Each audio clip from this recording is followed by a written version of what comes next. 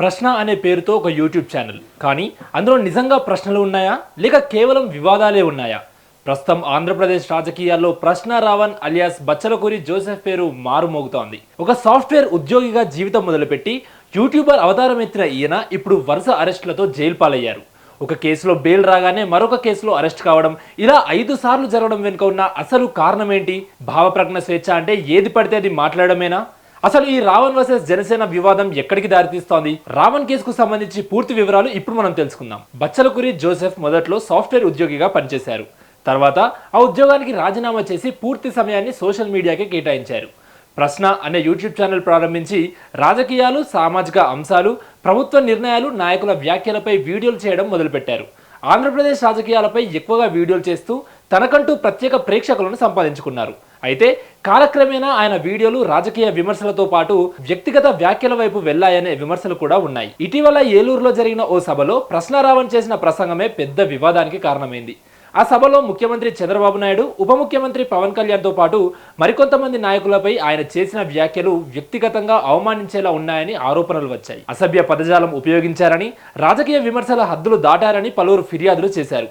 ఈ ఫిర్యాదుల ఆధారంగా పోలీసులు వివిధ జిల్లాల్లో కేసులు నమోదు చేశారు. జూలై మొదటి వారంలో హైదరాబాద్లో ప్రశ్న రావణ్ను ఆంధ్రప్రదేశ్ పోలీసులు అదుపులోకి తీసుకున్నారు.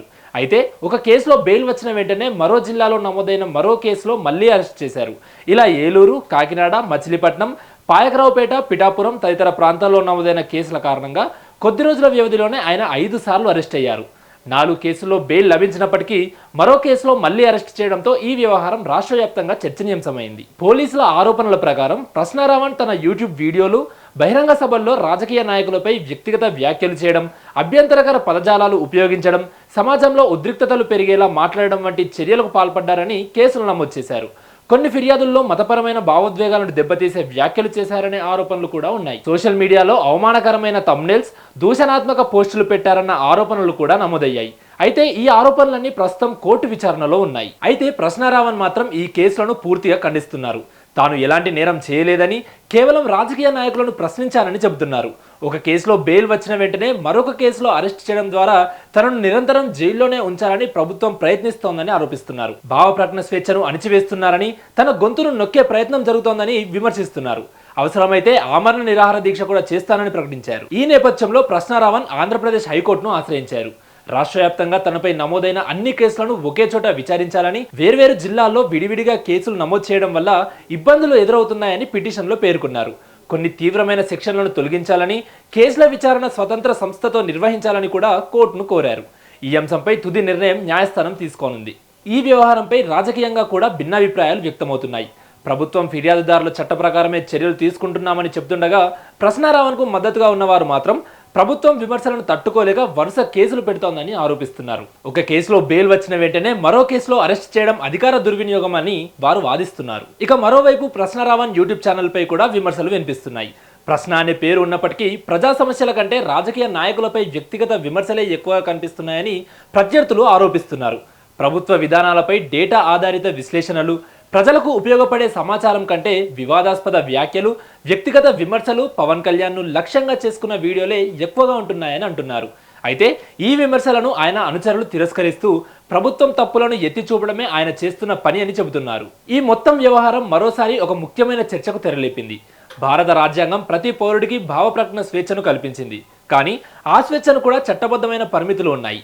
ప్రభుత్వాన్ని విమర్శించడం, ప్రజాప్రతినిధులను ప్రశ్నించడం ప్రజాస్వామ్యంలో సహజమైన అంశాలే. అయితే వ్యక్తిగత దూషణలు, పరువు నష్టం కలిగించే వ్యాఖ్యలు, మత విద్వేషాలను రెచ్చగొట్టే ప్రసంగాలు చట్టపరమైన సమస్యలకు దారితీయవచ్చు. ఏ వ్యాఖ్య భావ ప్రకటన స్వేచ్ఛ పరిధిలోకి వస్తుంది, ఏది చట్ట ఉల్లంఘన అవుతుంది అనే అంశాన్ని చివరకు న్యాయస్థానాలే నిర్ణయిస్తాయి. ప్రస్తుతం ప్రశ్న రావణ్ వ్యవహారం న్యాయస్థానాల పరిధిలో ఉంది. ఆయనపై నమోదైన ఆరోపణలు రుజువు అవుతాయా, లేక ఆయన వాదనకు న్యాయస్థానం మద్దతు ఇస్తుందా అనేది రానున్న రోజుల్లో తేలనుంది. అయితే ఈ కేసు మాత్రం సోషల్ మీడియా ప్రభావం, భావ ప్రకటన స్వేచ్ఛ, వ్యక్తిగత బాధ్యతలపై మరోసారి పెద్ద చర్చకు దారితీసిందనేది మాత్రం వాస్తవం. ఈ ప్రశ్న రావణ్ వ్యవహారం ఇప్పుడు కేవలం ఒక యూట్యూబర్ అరెస్ట్ కథ మాత్రమే కాదు. ఇది సోషల్ మీడియా యుగంలో మనం పాటించాల్సిన బాధ్యతలపై ఒక పెద్ద చర్చకు దారితీసింది. మన రాజ్యాంగం మనకు భావ ప్రకటన స్వేచ్ఛను ఇచ్చింది, ఎదుటివారిని నిలదీసే హక్కు ఇచ్చింది. కానీ ఆ స్వేచ్ఛకు ఒక పరిమితి ఉంటుంది. మనం మాట్లాడే ప్రతి మాట, మనం చేసే ప్రతి వీడియో ఎదుటివారి హక్కులను, గౌరవాన్ని భంగం కలిగించకూడదు. ప్రశ్న రావణ్ ఉదంతం మనందరికీ ఒక పాఠం కావాలి. సోషల్ మీడియా ఒక శక్తివంతమైన ఆయుధం. దాన్ని సమాజ హితం కోసం, నిర్మాణాత్మకమైన విమర్శల కోసం వాడుకుంటేనే అది సమాజానికి వరం అవుతుంది. అలా కాకుండా వ్యక్తిగత దూషణల కోసం వాడుకుంటే ఫలితం ఎంత దారుణంగా ఉంటుందో ఈ కేసు మనకు కళ్ళకు కట్టినట్లు చూపిస్తోంది. మరి ఈ విషయంలో మీ అభిప్రాయం ఏంటి? జోసెఫ్ చేస్తున్నది నిజంగా ప్రశ్నించడమా లేక వివాదాలు సృష్టించడమా? మీరు ఏ పక్షం వైపు ఉంటారు? కింద కామెంట్ సెక్షన్లో మీ అభిప్రాయాలను పంచుకోండి.